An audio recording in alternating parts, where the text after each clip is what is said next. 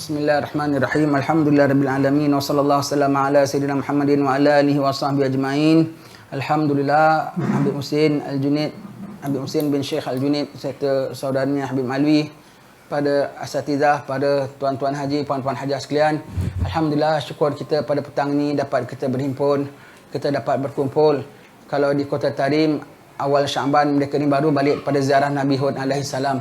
Itulah mereka punya uzlah tahunan. Orang Tarim semua keluar bernajat di makam Nabi Hud alaihi salam 6 hari, 4 hari di sana, 1 hari pergi, 1 hari balik, 6 hari. Siapa pergi sana diampun dosa oleh Allah Taala. Tidaklah para awliya di Hadramaut sana diangkat oleh Allah Taala kecuali di depan makam Nabi Hud alaihi salam. Mereka datang munajat, berzikir pada Allah Taala, baca maulid dan berdakwah, semuanya di pemakaman Nabi Hud alaihi salam. Dan apabila pulang daripada ziarah Nabi Hud, di sana di sini di Kota Tarim semua ada baca maulid. Kerana bulan Syaban inilah dah bulan maulid kedua. Pada dalam bulan Syaban inilah Nabi mengatakan Syaban syahri. Nabi mengatakan Syaban adalah satu bulan yang dilupakan. Kerana Syaban itu diapit oleh 2 bulan besar, iaitu bulan Rajab dan bulan Ramadan. Maka Syaban orang lupa dan lalai. Maka kita hidupkan bulan Syaban. Dan pada bulan Syaban inilah turunnya firman Allah Ta'ala, Innallaha wa malaikatahu yusalluna 'alan nabi ya ayyuhalladzina amanu sallu 'alaihi wa sallimu taslima. Turunnya pada bulan Syaban ini. Maka bulan Rajab dengan istighfarnya, bulan Syaban dengan selawatnya, dan bulan Ramadan nanti dengan Al-Qurannya. Maka bulan Syaban ini kita banyak mengingat Nabi SAW. Kita kalau di Kota Tarim itu sekarang ini mereka baca maulid di masjid-masjid, baca maulid di masjid-masjid seperti Habib Umar bin Hafiz, dan ceramahnya lah ceramah mengenai Ramadan, mengingatkan dengan Ramadan, tentang hal ehwal Ramadan. Bisa diingat lagi almarhum Habib Abdullah bin Syihab, kalau sebut tentang Ramadan betul gairah sekali. Habib Abdullah bin Muhammad bin Alwi bin Syihab, kalau sebut tentang Ramadan bila Rabiul Awal. Rabiul Awal yang kita bilang orang salihin, mereka dengan Ramadan sepanjang tahun, 6 bulan selepas hari raya masih sebut Ramadan, terima Ramadan kami, terima taubat kami, terima tarawih kami. Dan 6 bulan sebelum Ramadan mereka sudah berdoa, ya Allah, apa alangkah gembiranya nak tunggu Ramadan. Habib Abdullah bin Syihab, kalau masuk bulan Rabiul Awal mula sebut tentang Ramadan, mula pesan tentang siam, mula pesan tentang qiyam, semuanya begitu, mula menjagakan orang tentang bulan Ramadan. Apabila dah bulan-bulan Syaban lagi, lebih gairah lagi mereka semangat untuk sambut bulan Ramadan. Besok nisfu Syaban, besok malam nisfu Syaban, siang harinya berhimpun di Zambal. Ziarah satu makam. Kita tak dapat, kita berziarah siapa orang alim kita di sini. Man tashabbaha biqaumin fa innahu minhum. Siapa meniru seorang orang satu golongan, dia sebahagian daripada mereka. Maka kita di sini agak-agak KL ke Selangor ni, Selangor ke KL Habib? Anak pun tak tahu. Selangor ada tak makam orang alim? Tak ada orang alim Selangor? Tentu ada. Paling-paling tidak ziarah mak bapak kita, ziarah siapa orang-orang alim, tahu orang-orang alim, orang salih, ziarah. Besok petang ini ikut amalan Rasulullah sallallahu alaihi wasallam. Saya sedikit di sini, kalau pada ziarah makam dulu Habib Abdullah bin Syihab selalu mengatakan ziarah.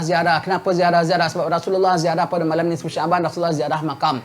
Rasulullah pergi makam Baqi', Rasulullah doa lama, menangis di Baqi'. Rasulullah doa panjang untuk ahli Baqi'. Rasulullah doa untuk ahli kubur, dan Rasulullah berdoa di sisi ahli kubur.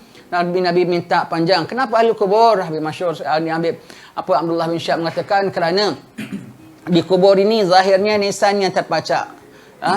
Tetapi di dalamnya itu taman-taman syurga dalam kubur itu. Maka apabila kita di tanah-tanah kubur, hati kita, rohani kita lebih dekat dengan barzakh.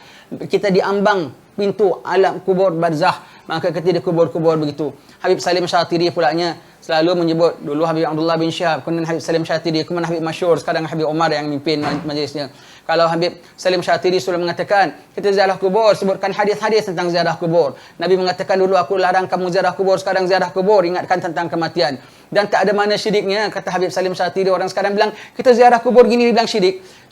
Perkataan syirik tu dah dibagi-bagi orang. Macam satu risalah, syirik, kata Habib Salim Syatiri. Syirik tu orang menyekutukan Allah Ta'ala. Kita ziarah kubur, kita baca Fatihah, kita insafkan kita, kubur orang alim kita, kubur ustaz-ustaz kita, mengingat ajaran mereka, mengenang kita ni dapat jumpa dengan mereka ataupun tidak. Kita ziarah kubur, kata Habib Salim Syatiri. Akhir saya di Tarim sebelum berangkat balik ke Tanah Melayu pada nisfu Syaban, Habib Umar pula ceramah. Satu dah pergi orang tua kita. Habib Umar pula ceramah. Apa ceramah Habib Umar? Katakan kita di Kota Tarim ni kota aulia, kota orang-orang salihin. Maka jaga tuan-tuan sekalian, kata Habib Omar. Ni kita tirulah di sini tak apa. Kita jauh di tarim, jauh di mata tapi dekat di hati ya. Habib Omar, kita ke tarim ni kota aulia, para aulia. Kita muliakan aulia-aulia kita muliakan pada habaib, kita muliakan ulama kita. Jangan lupa yang mastur-mastur. Kita nampak jiran kita dia pergi kedai, pergi pasar, pergi beli sayur, pergi di jalan itu. Kita tak tahu rupanya lantaran dia doa kita digabul oleh Allah Ta'ala. Lantaran dia berapa banyak wali-wali yang masyhur dinaikkan oleh Allah Ta'ala. Kami mastur bibarakatil mastur. Kata Habib Omar bin Hafiz. Maka petang ni juga kita ingat. Kita sebut nama awliya kita tadi. Kita sebut nama ulama-ulama kita. Jangan lupa orang-orang yang kita pandang macam kononnya rendah daripada kita. Tak ada rendah daripada kita. Semuanya mulia. Siapa? Sebelah kita, kiri kita, depan kita, belakang kita. Semuanya mulia. Semuanya mulia. Habib Masyhur selalu mengatakannya, tingginya, besarnya madat bergantung dengan tingginya masyhad. Tinggi masyhad kita, tanggapan kita. Sini banyak orang alim. Hari ini datang rumah Habib Husin, Masya Allah. Habib Husin dengan niat ikhlasnya. Masya Allah, malaikat pun hadir. Arwah salihin pun hadir. Lagi Habib Alwi, hari jadinya baru sampai. Kita pansangkan masyhad. Kita nampak kawan kita, Masya Allah, datang dari jauh. Kita nampak fulan. Kita tinggikan masyhad tu tanggapan-tanggapan kita. Pandangan-pandangan kita. Kita tinggikan masyhad, besarlah madat anugerah Allah Ta'ala. Madat tu apa? Madat tu karuniaan, kerohanian daripada Allah Ta'ala. Berbentuk insaf, berbentuk ilmu, bentuk faham, warid daripada Allah Ta'ala tu namanya madat. Ibn Masyhur Rasul sebut, besarnya madat akan kita peroleh kalau kita tinggikan masyhad kita. Tinggikan masyhad kita. Petang ini kita besarkan masyhad kita. Ada cucu Habib Husin kita, Ismail Kman. Andrus bin Muhammad Haddad. Alhamdulillah. Khalkum. Alhamdulillah. Habib Husin, jaddukum. Alhamdulillah khalkum. Khal. Alhamdulillah bin Husin. Walad Habib Husin. Walad khalkum. Semua adik-beradik bapa dia semua kita kenal semua. Semua itu tarim. Dulu dia tarim dia kecil, semua kita tahu semua. Begitu kita pandang tinggi masyhad. Ada orang tarim di sini, masya-Allah tinggi. Semuanya kita tinggikan masyhad kita, nanti besarlah madat kita dapat. Kita tak tahu apa sirnya dalam majlis-majlis gini. Allah Ta'ala tak buat benda sia-sia. Kita datang kecuali ada keberkahannya. Alhamdulillah. Tambahan pula kita di rumah Al-Junaid. Al-Junaid siapa? Al-Junaid keluarga daripada Habib Muhammad bin Hasan Jamalulail. Tak payahlah kita sebut banyak-banyak tadi. Kita sebut satu, Habib Muhammad bin Hasan Jamalulail, tentang karamahnya. Habib Muhammad bin Hasan Jamalulail ini, dia punya karamah dia, Masya Allah. Dia punya karamah dia tu jin khidmat dengan dia. Kalau kat rumah dia tu ladang kebun, kelentang-kelentung, tak nampak orangnya. Bikin khidmat. Al-ulama warathatul anbiya. Ulama pewaris pada Nabi. Maka Nabi Sulaiman boleh tadbir jin. Maka ulama umat Muhammad pun dapat karamah macam mukjizatnya pada anbiya. Habib Muhammad bin Hasan Jamalulail. Habib Muhammad bin Hasan Jamalulail, dia punya asyik kalau baca Quran dalam bulan Ramadan sampai siang hari, air liur dia tu jadi madu. Bertukar jadi madu sampai dia kalau minum air liur dia, bahasa madu, badan dia segar, tak letih. Subhanallah, tu karamahnya. Karamahnya air liur jadi madunya Habib Husin ni kita tak tahu ni secret dia. Semua. Dia air liur dia bertukar jadi madu. Jadi badan dia segar. Dia tanya hukum, batal ke tidak aku telan air liur aku? Tak batal, air liur sendiri jadi madu. Jadi dia tak nak luputkan keletihan Ramadan. Dia baca siang hari, dia baca Quran hanya dalam sembahyang aja. Banyak dia baca malam. Jadi malam dia baca telan madu. Lepas itu dia tak dapat banyak khatam. Dia khatam hanya 8 kali dalam bulan Ramadan setiap malam. Setiap malam 8 kali. Ini kita tak tahu ni. Ini semua nak simpan berapa kali agak jauh, Allah alam. Kita tak tahu, Allah. Begitu. Habib Muhammad bin Hasan Jamalulail. Asal tema Ramadan. Sebut tentang karamah awliya Ramadan. Kita ingat Habib siapa nama tadi? Muhammad bin Hasan Jamalulail. Allah. Sekarang kita depan anak cucunya. Habib Masyhur selalu sebut. Kalau kita sebut nama orang salihin, nanti Habib Masyhur bilang, di mana? Dan bikin haul Habib Noh di Tarim. Habib Masyhur tanya, itu sama hari dengan haul Habib Noh di Singapura. Habib Masyhur bilang, di mana haul Habib Noh? Yang di Singapura kan yang di Tarim? Habib Noh tanya, Habib Masyhur tanya, di mana Habib Nohnya sekarang? Habib Nohnya ahli barzakh. Di mana kita disebut dia datang? Habib Masyhur bilang, aku boleh sumpah dengan nama Allah, Habib Noh ada depan kita. Dengan ada dalil-dalilnya disebutkan. Sebut nama arwah salihin, mereka datang. Jadi malam ini insya-Allah Habib Muhammad bin Hasan Jamalulail datang tengok anak cucunya. Kita tumpang sekali. Syukur alhamdulillah kita dalam majlis salihin daripada malam ini. Majlis salihin kita daripada malam ini, nikmat Allah Taala. Kita lagi 2 minggu masuk bulan Ramadan. Kita tak sempat nak bincang Ramadan. Kalau nak lebih Ramadan lebih lengkap lagi insya-Allah, hadir daurah minggu depan, hari Sabtu, hari Ahad. 2 hari sesi, 3 sesi, 2 jam, 2 jam, 2 jam ya. Cuma saya selalu pesankan kawan-kawan, kalau dalam Ramadan kita nak pesankan jangan lupa 4 perkara. Yang Nabi mengatakan, man sama ramadana imanan wa ihtisaban ghufira lahu ma taqaddama min dzambih. Kalau Abdullah bin Syahab selalu sebut lagi hadis lagi satu, man qama ramadana imanan wa ihtisaban ghufira lahu ma taqaddama min dzambih. Kalau nak dapat pahala qiyam Ramadan, jangan tinggal sembahyang Isyak berjamaah. Jangan tinggal sembahyang tarawih setiap malam. Dapatlah qiyam Ramadan. Dapatlah qiyam Ramadan. Qiyam Ramadan. Dalam puasa selalu saya pesankan 4 perkara. Jangan lupa. 4 aja pegang. InsyaAllah dapat iman dan wahtisaban. 4 aja perkara. Jangan banyak-banyak nanti pening. Yang pertama mesti ada. Yang kedua tak boleh ada. Yang ketiga kena banyak. Yang keempat tak boleh banyak. Pegang 4 dah jenis, selamat insyaAllah dapat puasa kita. Apa dia tu yang ada tak ada? Yang pertama mesti ada. Kena ada ilmu Ramadan, ilmu puasa. Niat puasa, kena tahu rukun puasa, kena tahu batal-batal puasa, kena tahu apa itu syarat-syarat sah puasa, syarat-syarat wajib puasa, semua kena tahu, kena revise. Anggota yang nama sedikit kita nak tanya revise petang ini, apa yang kita faham tentang rongga terbuka? Sebutkan 2-3 rongga terbuka. Pertama, hidung, lagi mulut, lagi telinga. Itu bukan rongga terbuka. Sorry, itu saluran terbuka. Rongga terbuka, ini ilmu yang kena ada. Ini ilmu yang kena ada. Kita dah puasa 10 tahun, kita tak dapat bezakan rongga terbuka dengan saluran terbuka. Rongga terbuka, rongga ialah perkataan lama. Rongga bermakna organ. Terbuka maknanya hollow organ, boleh contain something. Rongga terbuka, stomach, rongga terbuka. Pundi-pundi kencing, rongga terbuka. Otak, rongga terbuka. Paru-paru, rongga terbuka. Rahim wanita, rongga terbuka. Boleh mengisi sesuatu di dalamnya. Boleh ngisi satu dalamnya. Dalam perut ada isi makanan. Dalam perut bawah ada isi najis. Pundi-pundi kecing ada isi najis. Itu rongga terbuka. Saluran terbuka, telinga, hidung, mulut, pintu hadapan, pintu belakang, sama susu wanita. Itu ya. Dan semua ada batasnya. Telinga batasnya di mana? Tak apa, petang ni kita revise sikit saja tentang fiqahnya. Telinga batasnya di mana? Telinga.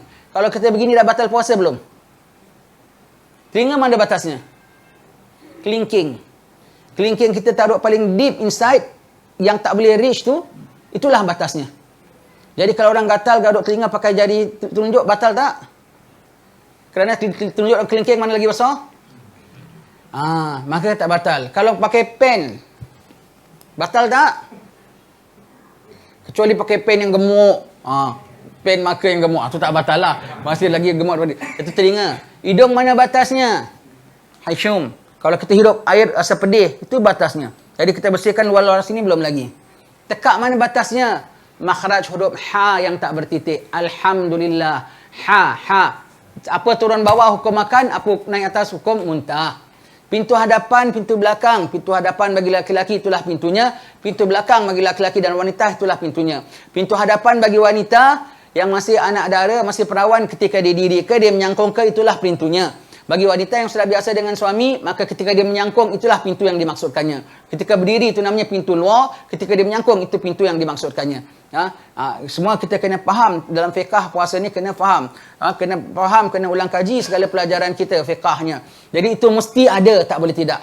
Tak boleh ada dalam bulan puasa dosa. Dosa mulut khususnya, mengumpat tak boleh, bohong tak boleh, berdusta tak boleh, banyak berbantah-bantah tak boleh, berjidal tak boleh, puji memuji banyak tak boleh, bergurau-gurau tak boleh. Hatta di situ kalau kita baca kitab-kitab tasawuf, ada bohong yang tak berdosa, ada umpat yang tak berdosa. Namun yang tak berdosa ni pun elakkan pada siang Ramadan, takut batal pahala puasa kita. Nabi mengatakan, kamin saimin laisa lahu min siyamihi lal ju' wal atash. Berapa ramai orang puasa tak ada hasil puasanya. We have to upgrade our puasa. Dah berapa tahun kita puasa, we have to upgrade, naikkan puasa orang yang khas, dipuasakan mata kita. Kita puasa tak pantas bagi orang yang puasa, buat puasa, malaikat tulis, malaikat kiri pun tulis. Dia tulis yang ni terus stop, tak ada pahala kita. Mulut, especially mulut. Jangan mengumpat. Mengumpat tu macam-macam cara mengumpat. Konon-konon kesian dengan cousin kita. Kesian ni, our cousin ni kesian. Cerita-cerita dah kau dah umpat dia. Mengumpat tak perasan. Selalu saya sebutkan pergi kedai. Pergi jalan Masjid Keling nak beli selendang. Umpamanya ya. Ya, ibu kata nak beli ini cantik. Pegang. Kasar lah. Dah mengumpat tu. Kau mengumpat tokek kedai jual selendang kasar. Nak beli, tak nak, sudah. Tak nak. Ibu nak beli kata senang, kata nak. Yang hijau ni cantik ibu. Tak apalah, ibu nak pilih lain. Jangan sebut. Pergi bazar Ramadan. Kata nak mi goreng, jadi mi goreng. Biratlah, tak menerakan. Dosa kalau 4 orang tu jual mi goreng birat. Berdosa. Jaga mulut dalam bulan puasa. Jaga mata, jangan pandang yang haram. Itu televisyen tolonglah matikan. Tak bulan puasa pun tak boleh tengok ada aurat perempuan, orang berjoget, orang berlakon, antara artis berlakon semua tu bukan suami, bukan isteri. Kau tengok apa pasal? Dalam bulan puasa jangan rosakkan matamu walau rancangan apa sekalipun jangan tengok. Radio, bukalah kitab Habib Ali bin Tahir Al-Haddad Fatwa Johor mengenai alat muzik yang boleh, alat muzik yang tak boleh. Nyanyi lagu-lagu itu ada suara bidu wanita, ada alat muzik yang tak boleh. Telinga kita jangan dosa dalam bulan Ramadan. Telinga kita jangan dosa dalam bulan Ramadan, ya, jangan dosa dalam bulan Ramadan. Itu semua di antara yang tak boleh ada. Boleh buka TV boleh. Kalau awak buka drama tengok, pelakonnya Mak Long aku. Pelakonnya lagi nis aku, anak saudara aku. Pelakon lagi akak aku. Nama judulnya Mahramku. Boleh. Itu saja boleh tengok. Yang lain tak boleh tengok. Yang lain tak boleh tengok. Mesti ada tahu hukum ahkam puasa. Nabi bilang wala tajhal, jangan menjahili hukum. Yang kedua, tak boleh ada segala dosa membatalkan pahala puasa. Yang ketiga, biar banyak baca Quran, i'tikaf, sedekah, derma, beri makan orang buka puasa. Siapa beri orang buka puasa dengan ikhlas, dengan rezeki yang halal, pada malam Lailatul Qadar Jibril turun jabat tangan dengan dia. Siapa dijabat oleh Jibril, air matanya akan bercucuran banyak, tanda dah terbilas dosanya dengan rahmat Allah Subhanahu wa taala. Beri orang makan buka puasa. Tapi beri makan orang buka puasa ni, sebab itu ya, kita kalau baca Habib Masyhur kalau bilang bilangan bulan di sisi Allah. Sejak Allah ciptakan langit dan bumi, 12 bulan. Yang sebagaimana termaktub dalam kitab Allah, ada padanya 4 bulan haram. Di sisi Allah. Taruh Lailatul Qadar malam berapa? Taruhlah umpamanya Lailatul Qadar malam 23 ke malam 25. Ya, begitu. Kita nak kalau kita ada niat nak kasih orang makan malam 27, alamak dah lepas Lailatul Qadar lah. Tak kisah kita kasih makan orang malam 29 sekalipun, Lailatul Qadar malam pertama sekalipun, Allah Taala Maha mengetahui bahawa kau akan beri, Allah Taala dah kasih kau Jibril jabat tanganmu. Allah Taala tidak kau dah buat baru dah terlepaslah Jibril, dia dah kasih dah makan buka orang rupanya. Tidak begitu. Walau Lailatul Qadar malam pertama kau kasih makan orang malam penghabisan, tetap dijabat di sisi Allah. Dan Allah tu Maha mengetahui. Allah Maha mengetahui. Allah Maha mengetahui. Tentang Lailatul Qadar, cari Lailatul Qadar. Kata Habib Abdullah Jufri, guru saya, jangan lupa jaga malam 27. Kata Imam Abu Hanifah, malam 27 tetap. Jaga apa yang dicakap oleh Imam Syafi'i. Mungkin malam 23, mungkin malam 21. Jaga apa yang disebut oleh Imam Ghazali. Dia ada formulanya. Ramadan awal jatuh sekian gini. Jadi kalau taruhlah malam 25 kita jaga, malam 29 pun jaga. Dan jaga juga pendapat ulama yang mengatakan mungkin daripada malam pertama, malam Lailatul Qadar. Jadi kau jaga semua. Nanti kau dapat begitu. Nanti dapat Lailatul Qadar. Rugi kalau tak dapat Lailatul Qadar. Ini mesti biar banyak, iaitu amalan-amalan sunat. Amalan sunat. Allah Ta'ala suka nak gandakan, ganda 70, ganda 1000, ganda 100. You must ada angka satu lah. At least ada satu. 1 times 70 berapa? 70. Semua zero. Sembahyang sunat zero, baca Quran zero, i'tikaf zero. Zero kali 1000 berapa? Zero kali 1000 bulan berapa? Zero. Orang dapat pahala banyak-banyak, kau dapat kosong. Sayang, Allah suka nak gandakan tapi kau provide zero. Malaikat multiply, tekan kalkulator pun zero juga keluarnya. Allah, biar banyak iaitu apa? Segala amalan-amalan dalam bulan puasa.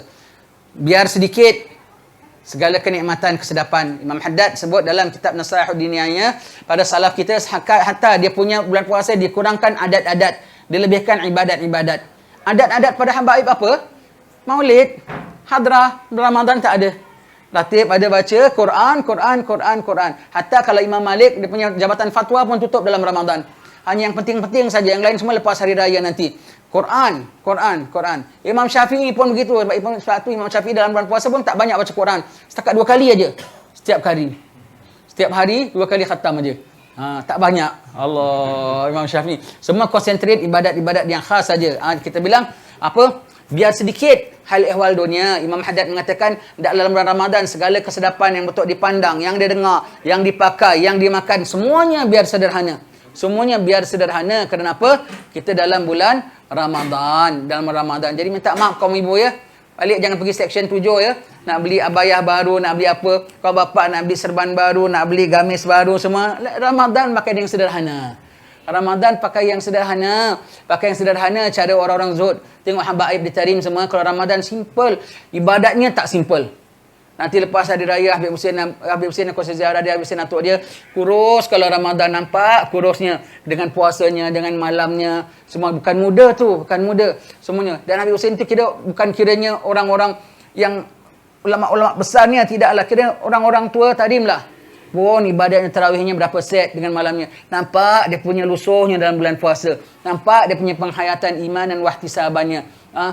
Lepas hari raya, lepas puasa 6, nanti nampak mereka, nanti barulah slowly baru revive balik semula. Begitu.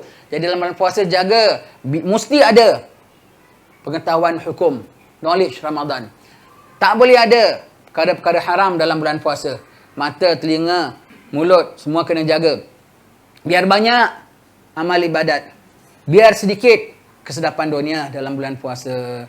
Nanti barulah Nabi mengatakan lisaimin farhatan, bagi orang-orang berpuasa dua kegembiraan, gembira ketika berbuka dan gembira ketika bertemu dengan Tuhannya. Berbuka pulaknya dua, berbuka harian maghrib dan juga hari raya pun berbuka, dan nanti berjumpa dengan Tuhannya, masuk surga dalam pintu Ar-Rayyan. Ya, gembira. Kita nak tahu apa yang maksud gembira, try this year kita puasa rohani. Puasa secara kerohanian, nanti kita tahu apa makna kegembiraan itu.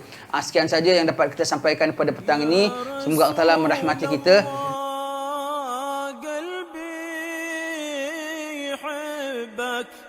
في فؤادي لك علاقة